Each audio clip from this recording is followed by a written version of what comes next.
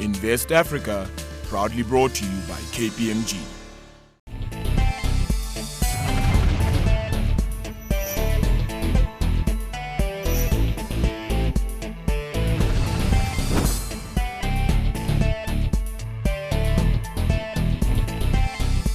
A new report by global law firm Baker and McKenzie has rated South Africa as the most attractive merger and acquisition destination on the continent. Hello and welcome to Invest Africa. I'm Osibo. Now, as companies around the world are strategically moving into new markets, Africa, with its natural resources, growing financial markets and rapidly expanding economies, is an attractive destination for global investors and multinational firms.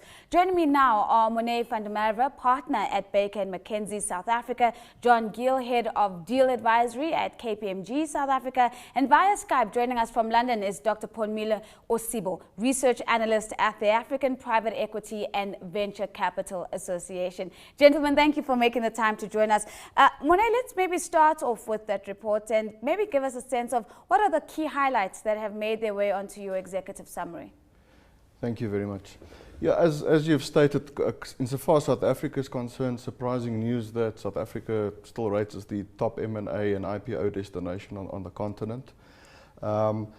6 key macro trends and themes featuring in this report. Maybe I should just run through them very quickly. First of all, extremely accommodated monetary policy, obviously looking at this from a global point of view. Secondly, a normalizing of business conditions after a distressed position, strong US dollar, slowdown insofar as the Chinese economy is concerned, low but rising oil prices, and structural reforms. So a couple of issues that you're putting on the table, and no doubt that we're going to be unpacking, but the first statement you made was that it's surprising that South Africa still attracts the lion's share of merger and acquisition activity. Give us a little bit of insight as to why the surprise element. The statement I make in light of all the negative news that is coming our way at the moment, a strong sense at the moment that there's something wrong with our economy. We hear words like the economy is ill at the moment. And I think that as a result of the slowdown and or the standstill in the resource boom, it's actually exposed structural issues insofar as our economy is concerned. I think it's becoming apparent that our economy historically was just too dependent on resource. And there needs to be a shift towards industrialization, and hence also I think the government is moving towards developing industrialists to trailblaze that endeavor. So John, Morne paints a picture for us where we're almost at a tipping point in South Africa where the economic conditions are not great, and yet we're still seeing merger and acquisition activity coming into this particular market. What's your forecast? Do you see this as a trend that's likely to continue, or is it going to be a tipping point that's going to take us in another direction? No, I'm still quite confident. As gloomy as it may seem, and business confidence indices are down at the moment, I'm still quite positive. We are regularly contacted by international parties. I mean, as recently as this week, I've had 2 requests for information on some South African opportunities. So we continue to see a good trend going forward. We've had a very good last 6 months in terms of activity. And we think that's going to continue. So no, we're still bullish about the market going forward in terms of merger and acquisition Where does that activity. bullishness come from? Why are you so confident, given the descriptive words that Morne puts on the table? Growth has been described as pedestrian. The outlook for the economy is not positive. Why the confidence? Well, I think the confidence because this mergers and acquisitions is still a long-term game. So when you're coming in, even though there might be some short-term headwinds and some short-term difficulties, people, when they enter into transactions, take a very long-term look. And I think the African continent overall is still a very attractive destination. And Africa has 7 of the top 10 best-performing countries from a growth perspective. And the growing story of Africa and its consumer is a very positive one. And South Africa is still seen as that gateway into Africa, maybe not to the same extent as it was a number of years ago, but still a very positive destination. For the very reasons, as Morne has said, a very strong banking system, strong legislative system, a good economy, Yes, there are tough areas right now, but still seen long-term as a very positive destination for entry into Africa. Well, let's go to London now, and perhaps, Ponmile, you can come in and give us a comparison between South Africa and the rest of the continent, and also maybe just challenge a little bit around this notion of whether South Africa still holds that position as being the gateway into Africa. What's your insights on that part?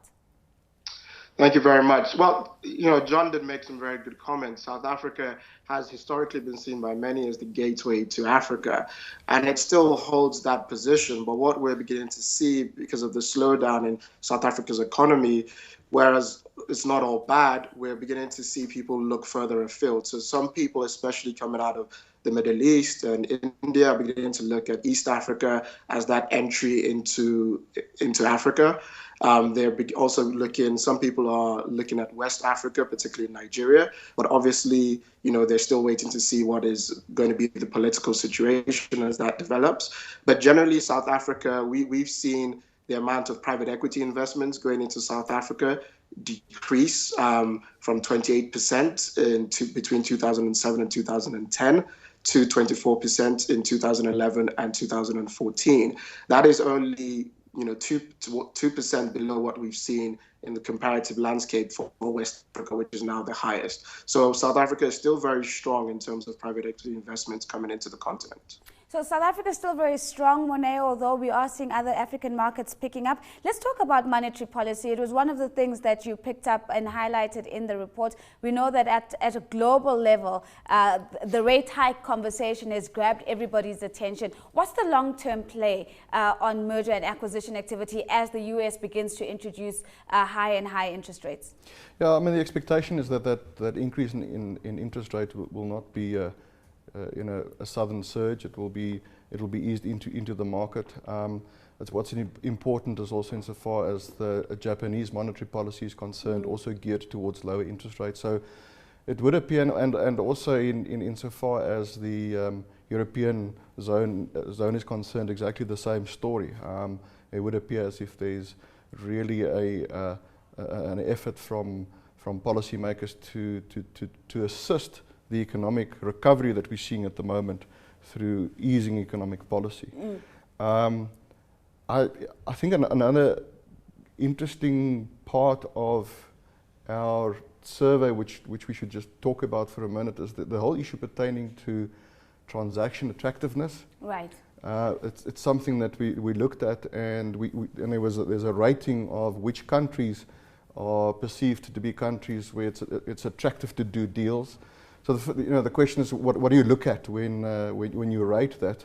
And the things that for investors coming into a market, the survey shows the issues that they were looking at is economic growth, stock market size of the economy, the legal structure, freedom to trade, business regulation, etc. And what's interesting, that the outcome of that is maybe the first three places, Hong Kong, Singapore and Switzerland. And then so far as the African continent is concerned, number 22 in the survey, South Africa, 35 Egypt and 36 Nigeria, which is quite, again, coming to the South African story insofar as its positioning on the continent is concerned, gives a very interesting kind of view of the world. And it also brings us to the point of business conditions, which is what you highlighted, and this is what I'm going to throw to you, John. To what extent do you get a sense that there is a policy priority in South Africa to improve business conditions so that we're able to attract more merger and acquisition activity? Yes, I do think so. So certainly there's been noise of late of some maybe change in regulations. It hasn't been positive for the economy. And certainly I think the count that's come back from government and the leading party is to say that they absolutely understand and hear, and they were trying to look at things to try and ease red tape in lots of areas to make investment easier and for even start-up businesses. But very much in terms of takeovers, mergers, acquisitions, trying to ease the process and so to make it more clear and easier for companies to come in. So absolutely, I do think there's an understanding. There are certainly regulatory bodies that have roles to play, the Competition Commission, etc., that do take active parts, but it's very much in terms of a legal framework and an understood framework. And I think it's important to have understood, clear and that when you're entering into a territory or region, it's known and understood what's going to happen when you consider a transaction. And we're seeing that happen. I think the bodies are aware of that. Yeah, but I could just maybe come in there. I mean, from being Baker McKenzie in South Africa, receiving a lot of interest from global investors, our experience is that the deal-making environment in South Africa is becoming increasingly complicated. There's a lot of uncertainty insofar as the regulatory environment is concerned, especially in certain sectors such as the mining sector. And the feedback that we're getting from clients, the feedback that we're getting from talking to our colleagues in other parts of the world is that, we need to be careful that we don't start finding ourselves on a slippery slope, and there needs to be, from my point of view, a serious intervention from government's point of view to do exactly what John has been talking about now, to make sure that it is easier to do business in South Africa, and that the message to the international investors is that we are open for business. The deal-making environment and transaction attractiveness, two key issues that have been put on the table. Ponmile, let me bring you in this regard. Do you get a sense that from the rankings that Morne shared with us, where we saw South Africa coming in the early 20s and other African countries more in the mid-30s and even later, that these rankings are going to change? Do you get a sense that the deal-making environment is improving in the African context across the board? Yes, well, from a private equity's perspective, it is definitely improving across the board. The stats that Morne discussed obviously are just one of many factors that people will take into consideration when looking to make a transaction in Africa.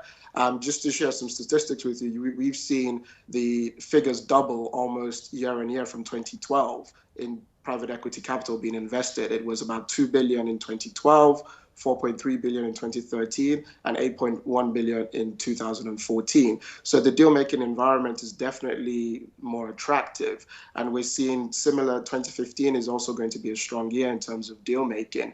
Might not be as high as 2014. But it's definitely something that we see is on the rise. And the interest as well is coming from further afield than we've seen over the past 3 to 4 years. So the deal-making environment is certainly looking increasingly attractive. We're going to be taking a short break. When we come back, we begin to dissect where is the smart money actually going and try to divulge which sectors are attracting the lion's share of merger and acquisition activity in South Africa and the continent broadly. We'll see you straight after this.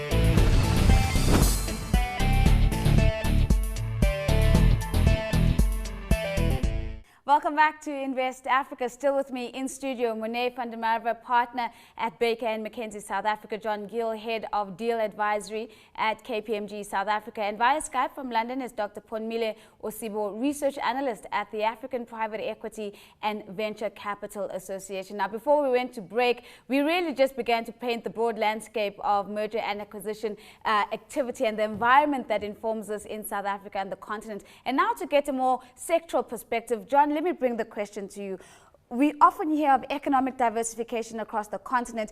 If you were to juxtaposition merger and acquisition activity against this, is this mirroring these diversification efforts, or is just really still in the resources space where we're seeing this activity? No, I think it's actually, resources are a big part of Africa and will continue to be that, but we're actually seeing, I think, in going forward, great activity in other parts of the economy.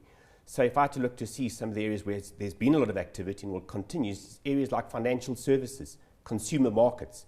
And I say consumer markets because that is one of the big attractions of Africa, is the size of the population, the growing affluence of the population, the spending power of the population. And we see a lot of consumer market products and services related to that, so like telecommunications. Those are the areas we see increased activity in the recent past, and going forward we believe that will be the continued position. Morne, a two-pronged question to you. One, just to get your sense of whether you are also seeing this Yes. diversification. But secondly, who are the big players in M&A activity on the continent and in South Africa? Who's coming in and actually putting the money behind the deals? Okay, interesting question. So on the first part, back to the Baker McKenzie report, if I may, the report shows that in the next 3 years, the sectors that will be receiving a lot of attention, healthcare and pharmaceutical, number one, interesting, consumer goods, telecommunications, financial services, and then the energy sector. My own experience insofar as transactional deal-making work in South Africa is concerned, there's been a shift away from resources for obvious reasons, and a lot of attention being paid to energy as a result of the renewable project and also the baseload program that's being rolled out at the moment. So there's quite a lot of deal-making attention being paid to that sector, and I think very soon we'll see a secondary market being developed insofar as that space is concerned. And I think it will not be limited on the continent into South Africa. We can expect that to expand onto the rest of the continent. Where's the money coming from? Where's the interest coming from? So I think that obviously in the recent past, a lot of interest from China and India. That interest is still there. It's not. We're certainly not seeing. Although there's a lot of talks about the Chinese economy slowing down and contracting. We're still seeing a lot of Chinese interest, and I think there's a renewed interest from traditional developed markets such as the US. And Europe and also Japan. We've seen quite a lot of interest coming from that part of the world. And the reason for that being is that you're sitting with private equity funds and corporates who's been very reluctant to get involved in spending up to now as a result of market conditions. But that situation, as we said, that appears to be changing. So there's a lot of capital to be deployed. So that's where it's going to come from. Ponmile, I think this really puts the question at your door, because there's this view that there's just too much money and too far deals, and that's sort of coming through from the analysis that I'm getting from Morne. Let me get your reaction to that. Is there too much money and far too deals to match that money to? We actually disagree with that particular comment, because when you look at the amount of capital that's actually being raised by private equity funds as a percentage of the global, it's less than 1%. So from a private equity point of view, Africa is actually quite underpenetrated as a whole. There's still a lot of room for private equity to find these deals and actually to invest in these deals on the continent. We are seeing this year, in terms of actual funds raised, there's been about $3 billion raised for Africa, which is not even the highest in recent times. So there's still a long way to go in that perspective. In terms of diversification of sectors, we are seeing, apart from those that have been raised by John and Morne, there's also quite a lot of interest in infrastructure and real estate, which is coming through as well. On the back of Obama's Power Africa, a few funds have come out. Blackstone have raised Black Rhino, which is partnering with Dangote, that will look to do over $5 billion in infrastructure deals across Africa in the next 5 years. So there's still a lot of room for deals to happen across the continent. Let me shift your focus for a second and just get your insights, Ponmile, around value realization and value creation in Africa. How do African markets compare? And in particular, I'm thinking of the deal in the South African context between Bain and Edcon and how that played itself out. What would your insights be when it comes to value creation and realization? I think value creation is a core part of every private equity fund manager strategy in Africa, mainly because there is little or no leverage available. A lot of deals that happen in Africa are not to have no leverage on them. So value creation is key, and this is executed in different ways. Either managers coming on board and using their network to expand these companies from being a single country firm into a regional player, or taking them Pan-African. Also diversification of products, organic growth. These are all different strategies that are key to be able to actualize returns for your investors. Now, just looking at Edcon and South Africa, obviously that is a very unique deal. It was Bain's first into the continent. It was also done just at the cusp of the financial crisis. But I think Bain itself has had to deploy a very strong value creation strategy in Edcon to be able to ensure they deliver the returns on that particular investment that they made.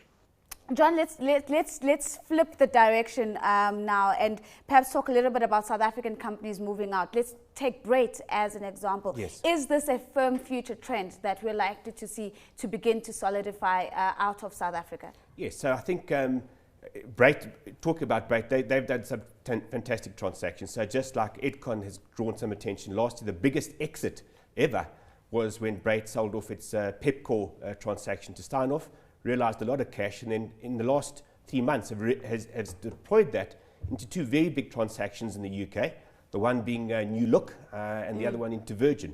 So 2 very big transactions outside of South Africa. And I think if we look at the private equity and the big conglomerates in South Africa, a lot of them are deploying their funds internationally. The growth opportunities for some of those funds may be a bit more constrained in South Africa, and there's big opportunity. And the big South African companies are becoming multinational companies. And for them to continue to do that, there are attractive opportunities for them outside of South Africa. And I think an increasing part we see too is the intra-Africa opportunity. So whilst you mentioned Brait going into Europe, I think I saw speculated today another opportunity potential for them in a high street retail environment. I've seen today an announcement that in Kenya, the potential for Helios to get involved in Kenya telecoms. So we think there's still big transactions, and there may be more opportunity on the continent than outside of South Africa right now. So yes, I think this trend is likely to continue, but it's not a divestment or disinvestment. Yeah. It's just it's an expansion of their growth strategy, and it's international as well. Morne, you're nodding as both gentlemen speak, so I want to get your insight in, but I also want you to deal with another issue that you listed as one of the highlights in the executive summary, currency. And we've seen a lot of currency volatility, not only here at home, but we know that this is a big sticky point for investors looking in. Your insights on that as well. Yeah, okay, so a big part of our mandate here in South Africa is obviously to, because we're a global firm, is to take our clients' hands and journey with them onto global platforms. Obviously, that's not a wish on the whole of corporate South Africa's menu. I think there are a few South African corporates who's got it high on their agenda, but I think it's becoming increasingly harder for South African companies to expand into other parts of the world as a result of currency volatility. And you know, if you look at the levels with the rands at the moment, it's very difficult to go and make a hard currency play with soft currency. So I think more and more you're going to see in the thinking of corporates wanting to move offshore, how do you design a structure that will give you the opportunity to eliminate that drawback of currency fluctuations. Ponmile, let me come to you with a question around black-owned private equity firms. We've seen a bit of a flourishing here in South Africa. Give us a sense of whether the continent is also getting onto this trend. But more importantly, what's the so what? Are black-owned private equity firms actually shifting the dial when it comes to the M&A space? So South Africa is unique in its sense of it has a number of PE-owned black private equity firms. But across Africa, what we're seeing is the growth of indigenous private equity firms where they're looking to raise capital locally and also grow the private equity industry. So we are seeing, for example, there's a Synergy Capital recently closed in Nigeria, which is a first-time fund owned by 2 indigenous partners, which closed at roughly at about $100 million. And we also saw Ascent Capital in East Africa, which first closed at $50 million. And this has strong indigenous content, and we're seeing that interest and demand from some international investors to invest in indigenously owned private equity firms across the African continent. But, you know, that withstanding, there's still space for the larger indigenous private equity firms, the likes of your Helios, your African Capital Alliance, who would look to, you know, the Abrages, who would look to invest in Africa, but also would be doing much larger ticket sizes as well. Well, it certainly seems like there are still opportunities ripe for the picking when it comes to M&A activity, not only in South Africa, but the continent broadly. A very big thank you to my guest, Morne van der Merwe, partner at Baker and McKenzie South Africa, John Geel, head of deal advisory at KPMG South Africa, and via Skype from London, Dr. Ponmile Osibo, research analyst at the African Private Equity and Venture Capital Association. And of course, that does bring us to the end of the show. And for you at home, if you would like to participate in this conversation, you can do that. That's by using the hashtag InvestAfrica. Following me at The Real Nosy. Tweet us your questions. Let us know what you'd like to see as we continue to Invest Africa. Thank you for joining us.